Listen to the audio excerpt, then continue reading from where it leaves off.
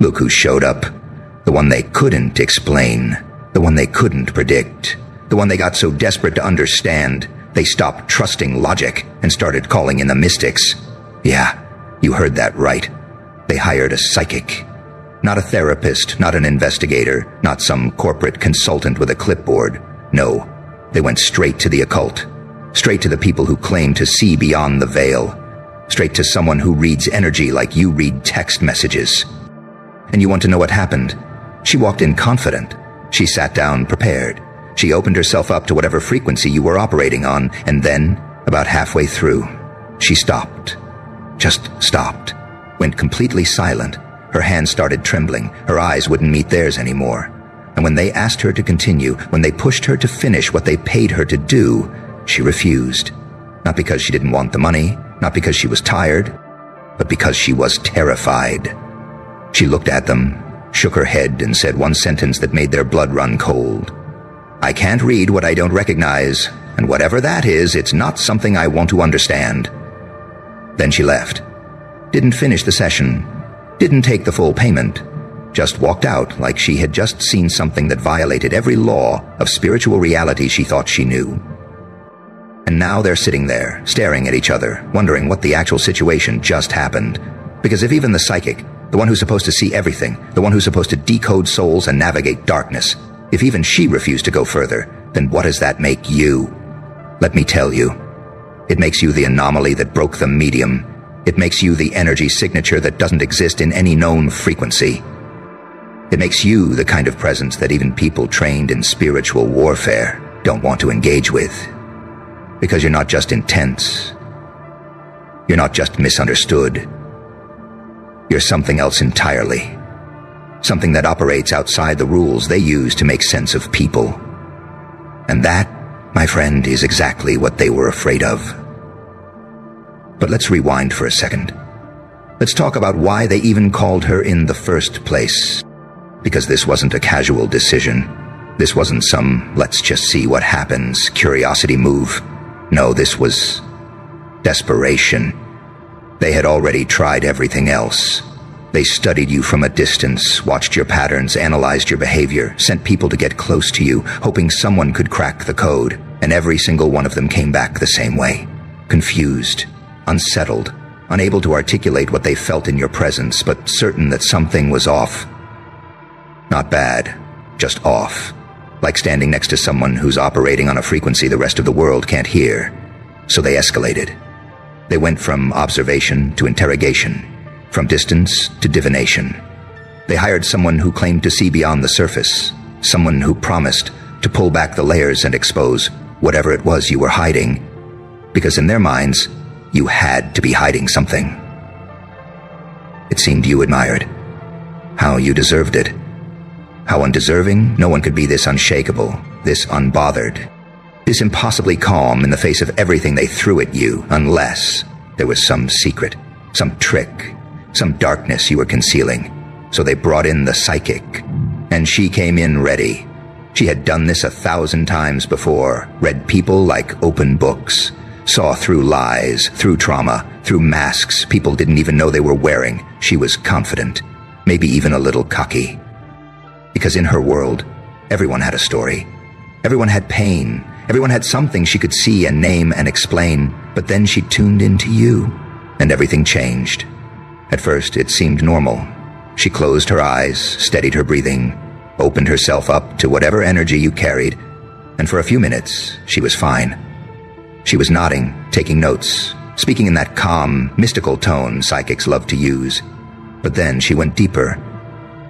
And that's when it started. Her face changed.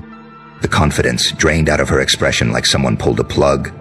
Her hands, which had been steady, started shaking. Not a little, visibly. Like she was holding onto something too heavy, too hot, too wrong. And her breathing, slow and controlled at first, became rapid, shallow, panicked. They noticed. Of course they noticed. And they asked her what was wrong. What are you seeing? What's happening? And she didn't answer right away. She just sat there, eyes still closed, but her face twisted in something between confusion and fear. And when she finally opened her eyes, she didn't look at them. She looked past them, through them, like she had just seen something so far beyond their understanding that even trying to explain it would be pointless. And then she said it. "I need to stop." They pushed back. "What do you mean, stop? We paid you. Finish the reading. Tell us what you saw."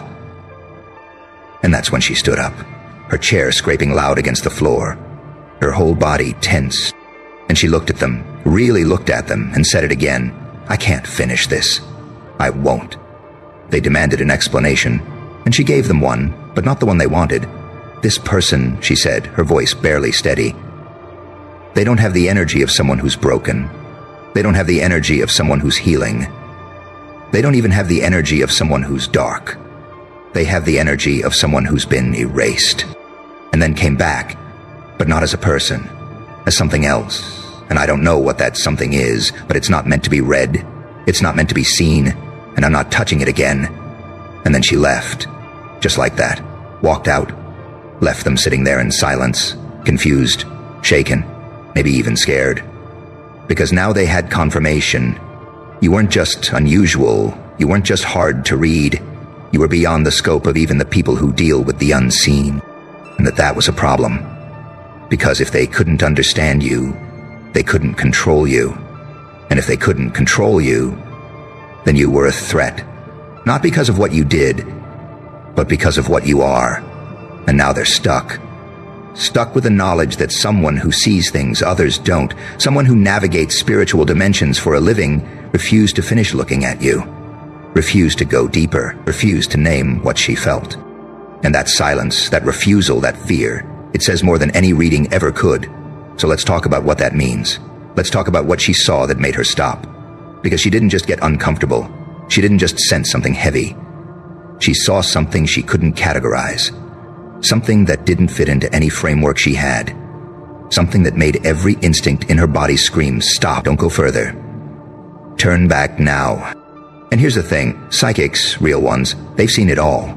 They've read murderers, they've read trauma survivors, they've read people possessed, people broken, people hanging on by a thread. They've navigated darkness, grief, rage, madness, and none of that stopped her. But you did, because what she felt when she tuned into you wasn't darkness. It wasn't light either. It was something that exists outside that binary, something that doesn't play by the rules of spiritual energy as she understood them. She said you felt erased, and then rebuilt, but not rebuilt in the way a person rebuilds after trauma. Rebuilt like someone who took themselves apart intentionally, piece by piece, memory by memory, identity by identity, and then put themselves back together in a way that made no sense. Like you rewrote your own code, like you hacked your own soul. And the result was something that shouldn't exist but does. Something that registers as both absent and overwhelming at the same time. She felt you, but she couldn't see you. She sensed you, but couldn't name you. And that paradox, that impossibility, that's what broke her focus. Because her entire framework, her entire understanding of how energy works, how people work, how souls work, it all collapsed the moment she tried to read you. And she realized in that moment that if she went any further, if she tried to pull back one more layer, she might not come back the same. Because some things, once you see them, you can't unsee. And some energies, once you touch them, they touch you back. And she knew, somewhere deep in her instincts, that engaging with you any further would change her. Maybe not in a bad way, maybe not in a harmful way, but in a permanent way. And she wasn't willing to risk that. So she stopped, and now they're left holding that fear. The fear that you're not just powerful, you're incomprehensible. And incomprehensible is far more dangerous than powerful. Because power can be challenged, power can be fought. But incomprehensible, that just sits there, unmoving, undefinable, untouchable, and no one knows what to do with it. So here's what happened next. They didn't tell anyone about the psychic. Of course they didn't. How could they? How do you explain to people that you hired someone to expose someone else, and instead, the person you hired ran away terrified? How do you admit that your plan backfired so badly that even the professional you brought in refused to complete the job? You can't. So they buried it. Kept it quiet. Acted like it never happened, but it did happen. And now every time they look at you, every time your name comes up, every time they see you walk into a room, they remember. They remember the psychic's face. They remember her hands shaking. They remember her refusal. And they remember what she said, that you're not meant to be read, that you're not meant to be seen, that you're something that came back, but didn't come back the same. And that knowledge, that memory, it's eating them alive. Because they can't unhear it. They can't unsee the fear in her eyes. They can't undo the moment they realize they're dealing with someone who exists outside every system they thought they understood. And now, they're more obsessed than ever, not with exposing you, not anymore. Now they're obsessed with understanding how you became this, how you went from someone they thought they knew to someone even mystics refuse to engage with. And the answer terrifies them even more than the question. Because the truth is, you didn't become this overnight. You didn't wake up one day and decide to be unreadable. No, this was a process, a long, painful, deliberate process. You were broken over and over and over again. Betrayed, abandoned, misunderstood, attacked, and every time you broke, you had a choice. Stay down, beg for mercy, ask for help, or rebuild yourself differently. And every single time, you chose the latter. You didn't rebuild yourself to fit back into their world. You rebuilt yourself to transcend it. You took every wound, every scar, every moment of suffering, and you used it as material. Raw material to construct something new, something that didn't exist before. Something that operates on principles they don't teach, on frequencies they don't recognize, on logic they don't understand. You didn't just heal, you evolved. And not in the way they wanted you to. Not in the way that made you softer, kinder, easier to manage. You evolved in a way that made you unreachable, untouchable, unreadable. You stopped playing by their rules because you realized their rules were designed to keep you small, so you broke them. Not loudly, not violently, but completely. You deleted the programming. You rewrote the narrative. You became something they have no reference point for. And now, when people try to read you, when they try to understand you, when they try to decode you, they hit a wall. Not a wall of aggression, not a wall of defense, but a wall of nothingness. Because you're not hiding. You're just operating on a level they can't access. And that's what the psychic felt. She felt the absence where a readable person should be. She felt the void where predictable energy should exist, and instead of finding answers, she found more questions. Questions she didn't want to ask. Questions she didn't want answered. Because the answers might reveal that everything she thought she knew about people, about energy, about souls, was incomplete. And that's a terrifying realization for someone whose entire identity is built on understanding those things. So she ran, not from you, from what you represent. The possibility that there are levels of existence she hasn't encountered, that there are beings who operate outside her frameworks, that there are people who've gone so deep into their own transformation that they've become something else entirely. And you're that proof. You're the living evidence that the systems they use to categorize people are insufficient, that the rules they use to predict behavior don't apply to everyone, that some people break so completely that they rebuild themselves into something unprecedented. And now they have to live with that. They have to live with the knowledge that they hired someone to expose you, and instead that person confirmed their worst fear, that you're beyond them, beyond understanding, beyond control, beyond reach, and there's nothing they can do about it. They can't manipulate what they can't predict. They can't control what they can't categorize. They can't defeat what they can't define, so now they just watch, from a distance, with fear, with confusion, with a growing sense that maybe, just maybe, they made a mistake, not in trying to understand you, but in assuming you were something that could be understood in the first place. Because you're not a puzzle to be solved, you're a force to be reckoned with. And they're just beginning to realize that. But let's go even deeper. Let's talk about what this moment revealed, not just about you, but about them.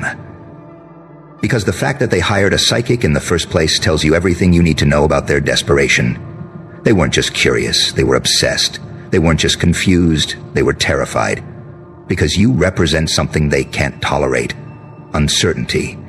In their world, everything has a label. Everything has a category. Everything has a box. And you don't fit. You never have. And instead of accepting that, instead of just letting you be, they became fixated on forcing you into a framework. Any framework. They needed to make sense of you, because if they couldn't make sense of you, it meant their entire worldview might be flawed. And that's unbearable for people who build their identities on being right, being in control, being the ones who understand how things work. So they escalated. They went from gossip to surveillance, from surveillance to confrontation, from confrontation to spiritual investigation, each step more desperate than the last, each step proving they were losing control. And when the psychic refused to finish, when she walked out, it wasn't just a failure of their plan, it was a confirmation of their worst fear. That you're not the problem. They are. Because the problem was never that you're difficult to read. The problem is that they're incapable of accepting that some people don't need to be read. Some people don't owe you access. Some people exist on their own terms, in their own way, and if you can't handle that, that's your limitation, not theirs. But they couldn't accept that, so they kept pushing, and now they're stuck with the consequences, stuck with the knowledge that they tried to use the spiritual realm to expose you, and instead, the spiritual realm exposed their own inadequacy. And that's poetic, isn't it? They wanted to prove you were hiding something, and instead they prove they're terrified of what they don't understand. They wanted to expose your darkness, and instead they exposed their own. Because their obsession with you, their need to decode you, their inability to just let you exist without explanation, that's not about you. That's about them. That's about their insecurity, their need for control, their fear of anything that challenges their understanding of reality, and now they have to live with that. They have to live with the fact that they revealed more about themselves in this process than they ever uncovered about you. They revealed that they're small, that they're fragile, that they're so dependent on understanding and categorizing everything around them that when they encounter something they can't label, they fall apart. And you just keep existing, unbothered, unchanged, unaffected. Because their drama, their desperation, their fear, none of it touches you. You're not performing for them. You're not trying to prove anything. You're just being. And that's what they can't handle. Because being, true, authentic being that doesn't seek approval or fear judgment, is the most powerful thing in the world. It's the one thing they can't manipulate, the one thing they can't break, the one thing that makes them feel powerless. And that's why they'll keep watching, keep wondering, keep trying to make sense of you.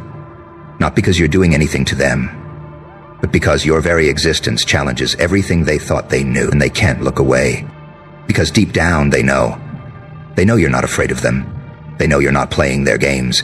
They know you've transcended the need for their validation, and that makes you the most dangerous thing in their world. Not because you're harmful, but because you're free, and freedom, real freedom, is the one thing they can never take from you, no matter how many psychics they hire, no matter how many times they try to expose you, no matter how desperately they cling to the hope that one day they'll finally understand. They won't. Because you're not meant to be understood by people who are still trying to understand themselves. You're not meant to be decoded by people who are still lying about who they are. You're not meant to be categorized by people who are terrified of stepping outside categories themselves. You're meant to be exactly what you are, unleadable, undefinable, untouchable. And that's not a flaw. That's your power. So let them hire 100 more psychics.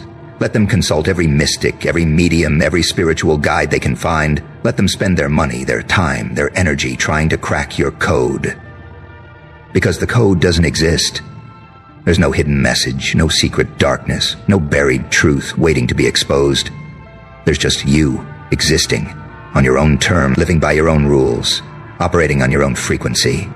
And no amount of searching, no amount of investigation, no amount of spiritual intervention will ever change that. Because you're not hiding. You're just existing in a way they can't comprehend. And that's not your problem. That's theirs. And now they have to live with it. Live with the knowledge that they tried their hardest, spent their money, brought in professionals, and still came up empty. Not because you outsmarted them, but because there was never anything to find. You were never the mystery they thought you were. You were just someone who refused to play their game, someone who refused to shrink, someone who refused to apologize for being incomprehensible. And now you're legend. Not because of what you did, but because of what they couldn't do. They couldn't break you. They couldn't define you. They couldn't understand you. And that failure, that inability, that's what made you mythical in their eyes. Because people always fear what they can't control. And you, my friend, are uncontrollable. Not because you're chaotic, not because you're reckless, but because you belong to yourself, fully, completely, unapologetically. And that's the rarest thing in a world full of people who belong to everyone but themselves. So wear it. Wear the fact that psychics refuse to read you. Wear the fact that people can't make sense of you. Wear the fact that you operate outside their frameworks. Because it's not a curse, it's a crown. And they'll spend the rest of their lives trying to take it off your head.